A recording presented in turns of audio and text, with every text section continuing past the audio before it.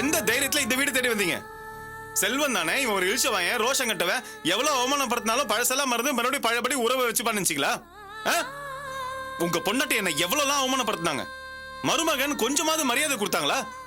தின்ற சோத்துல தண்ணிய கொட்டினாங்க. மருமகன் பார்க்காம என் நெஞ்சில கை வச்சு வீட்டு விட்டு வெளில தரத்தி விட்டாங்க. ஏன் எல்லாரும் முன்னாடியும் என்ன நிக்க வச்சு நீ ஒரு ஆம்பளையான்னு கேள்வி கேட்டாங்க. அது எல்லாத்தையும் மறந்து நம்ம வீட்டு கல்யாணம் தான், நான் விழுந்து விழுந்து வேலை செஞ்சதுக்கு தான் நல்ல மரியாதை கொடுத்து அமிச்சிட்டீங்களே. அப்புறம் எந்த தைரியத்துல இந்த வீடு தேடி வந்தீங்க?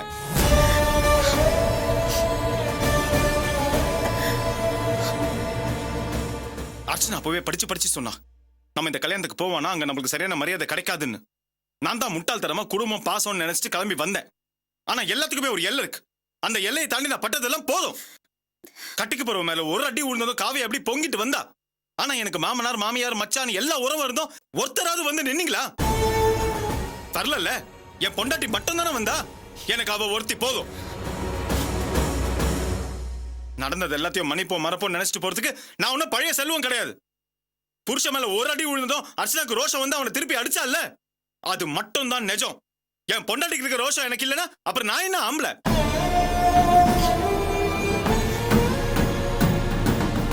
போதுங்க, இத்தனை நாள் பட்ட அவமானம் எல்லாம் போதும். நானும் சாப்பாடுல உப்பு போட்டு தான் தின்றேன். எனக்கும் மான ரோஷம் எல்லாமே இருக்கு. இதுக்கு மேல உங்க வீட்டுல இருந்து யாரும் எங்களை தேடி வந்து தொந்தரவு படுத்தாதீங்க. நாங்களும் உங்களை தேடி வந்து தொந்தரவு படுத்த மாட்டோம். தயவு செய்து இங்க இருந்து கிளம்பி போங்க. உங்களுடைய எந்த கேள்விக்கும் பதில் சொல்லி உங்களை என்னால சமாதானப்படுத்த முடியாது. ஏன்னா இப்ப நான் குற்றவாளி கூண்டுல நிக்கிறேன்.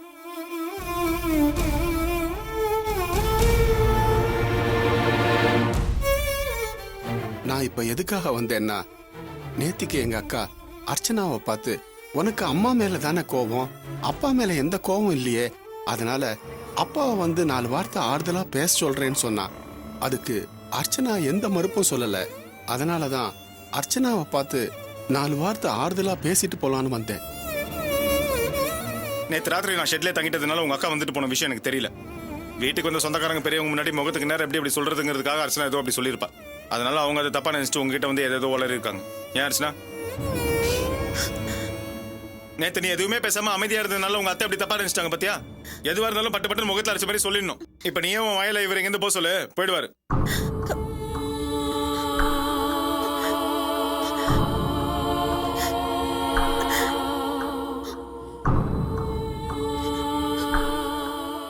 சொல்ல அர்ச்சனா, நேத்து நீ அமைதியா இருந்ததுனால தானே அதை சாக்கா வச்சு இப்ப வந்து நிக்கிறாரு. இதுக்கு மேல உங்க உறவே வேணா என்ன வந்து தொந்தரவு படுத்தாதீங்கன்னு உங்க அம்மா கிட்ட சொன்னல, அதே மாதிரி இவர்கிட்ட சொல்லிடு.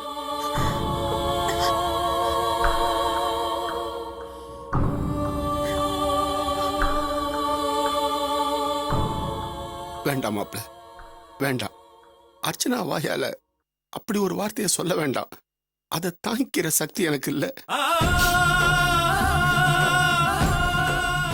நல்லா இருங்க, நான் வரேன். இல்ல, நான் போறேன்.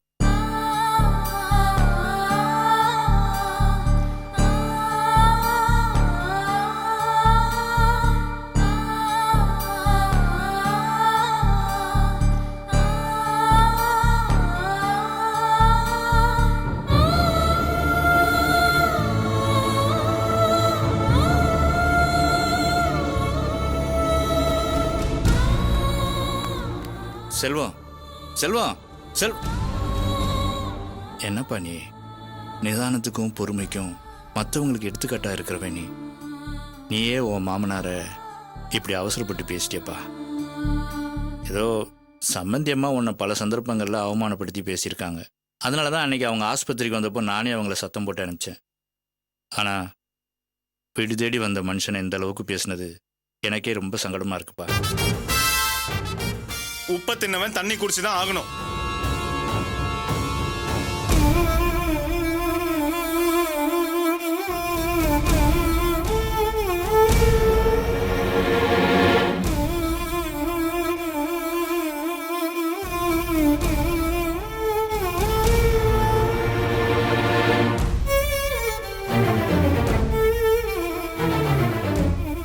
உங்க அப்பா இப்படி பேசிட்டேன்னு உனக்கு ஏதாச்சும் வருத்தமா?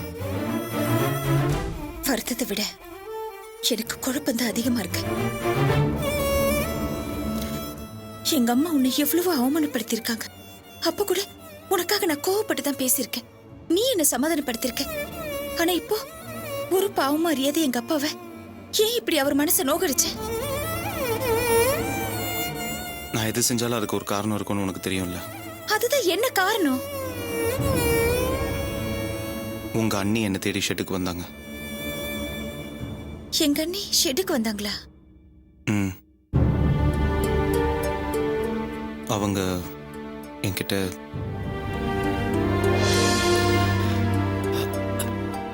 பார்த்து கொடுங்க இப்படி.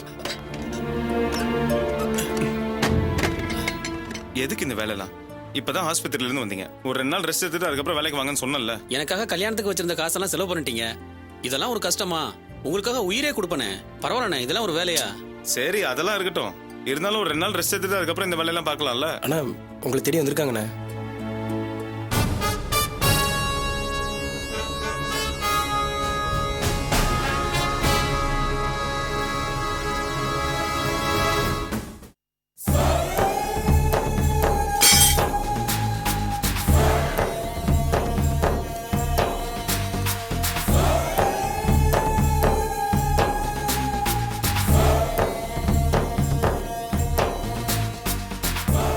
செல்வம், நீங்க கோவமா இருக்கீங்கன்னு எனக்கு தெரியும்.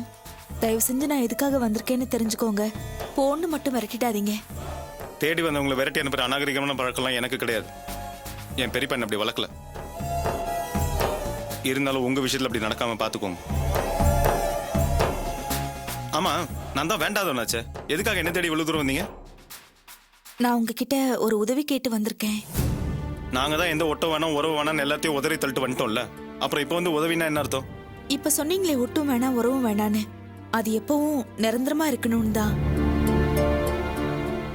விட்டு போன உறவு விட்டு போனதாவே இருக்கட்டும். எந்த காலத்திலயும் மறுபடியும் ஒட்டிக்க கூடாது. நேத்திக்கு நாங்க உங்க வீட்டுக்கு வந்திருந்தோம். அர்ச்சனா இதை உங்ககிட்ட சொல்லலையா?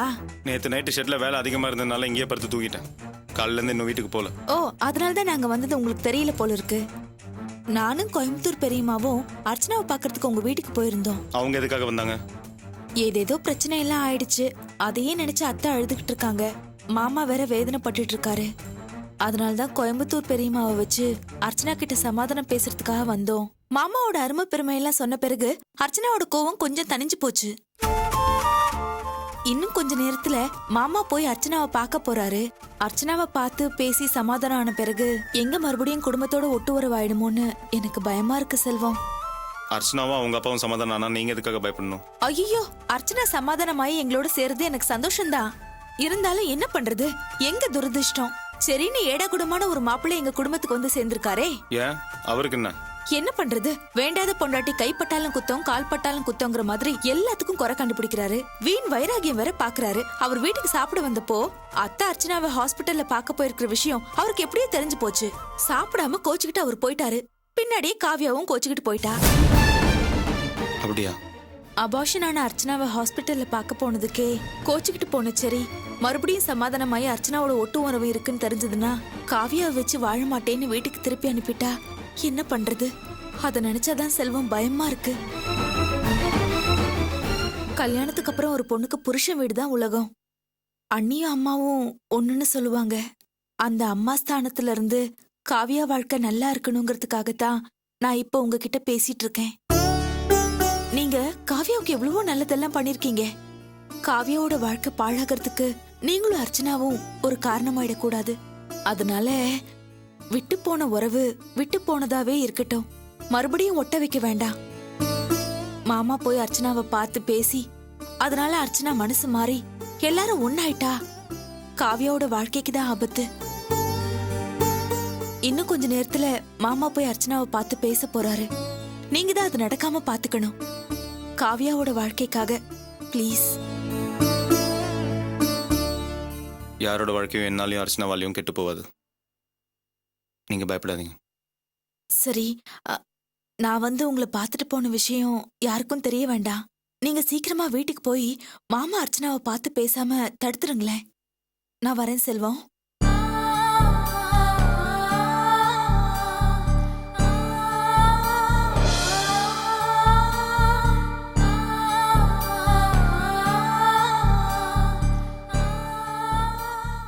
காவி இந்த மாதிரி பேசுனது எனக்கு மட்டும் சந்தோஷமா இருந்துச்சுன்னா, இன்னும் சொல்ல போனா உன்னோட வருத்தப்படுறது நான் தான். ஆனா என்னால என்ன பண்ண முடியும்? உங்க அண்ணி என்னை தேடி வந்து அந்த மாதிரி பேசும்போது என்னால மறுப்பு சொல்ல முடியுமா?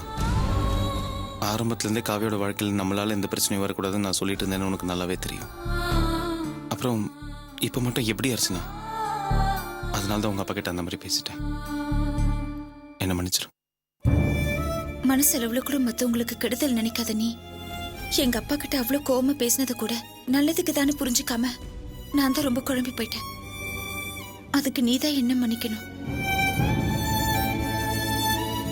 நீ எனக்கு புருஷனா கிடைச்சதுக்கு நான் ரொம்ப புண்ணியம் பண்ணியிருக்கணும். சரி, நான் குளிச்சுட்டு வந்துடுறேன்.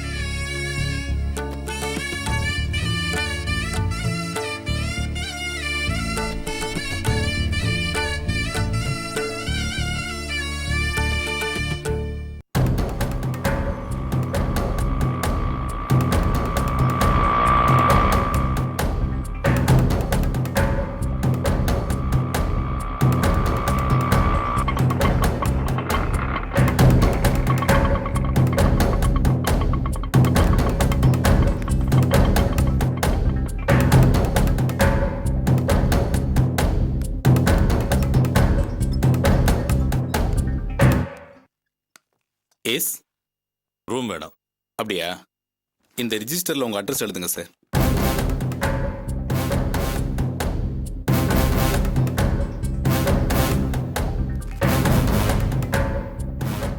என்ன சார் லோக்கல் அட்ரஸாக இருக்கு? லோக்கல்லே இருந்துக்கிட்டு லாட்ஜில் ரூம் போடுறீங்க?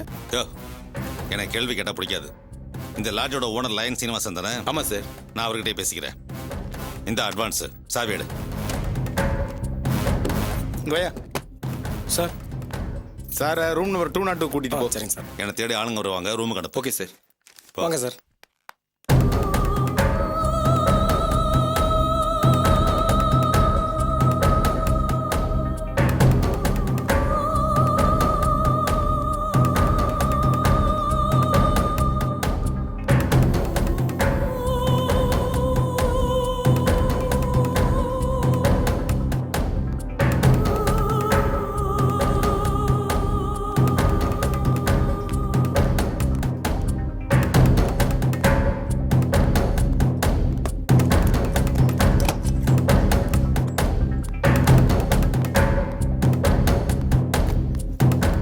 சார் சார் உங்களுக்கு எது வேணும்னா கூப்பிடுங்க. கூப்பிட்றேன் போ. Okay sir.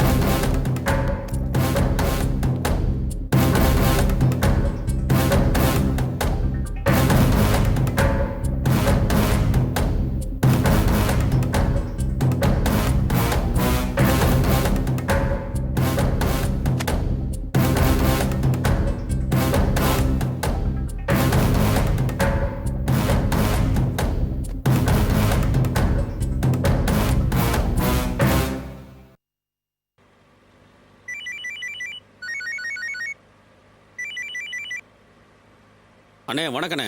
என்னடா எங்க இருக்க? வந்துட்டேனே, பக்கத்தில் வந்துட்டேனே. ஆ, பொண்ணு ரெடியா? ஏற்பாடு பண்ணிட்டியா? ஏற்பாடு பண்ணிட்டேனே. அந்த பொண்ணை தான் இப்போ கூட கூட்டிகிட்டு வந்துட்டு இருக்கேனே. சரி சரி, சீக்கிரம் வா. இன்னும் கொஞ்ச நேரத்தில் வந்துடுவேண்ணே. ஆமாண்ணே. பார்த்து ஜாக்கிரதையா வா. சரிண்ணே சரிண்ணே.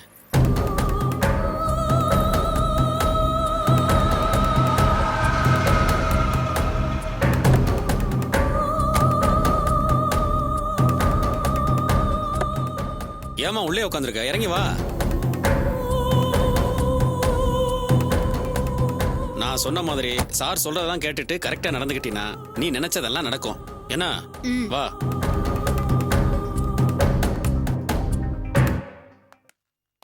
ஏன்பா ராசியார் சார் எந்த ரூம்ல தங்கியிருக்காரு? ஓ அவருங்களா? மேலே 202ல தங்கியிருக்காரு. ம், வாமா.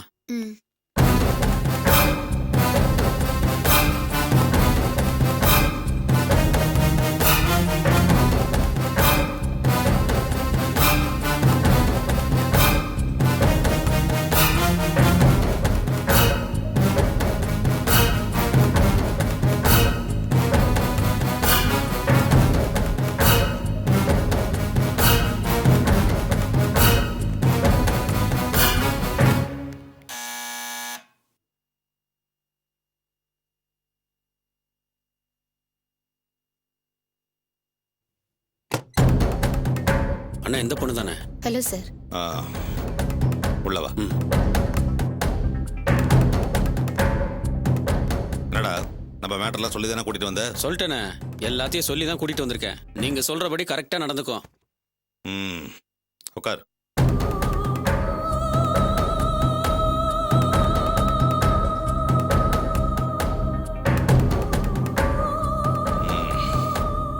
உன் பேர் என்ன? ரஞ்சனி சார். காரியத்தை கரெக்டாக முடிச்சிடுவில்ல? அதெல்லாம் எனக்கு சப்ப மேட்ரு சார். ம்.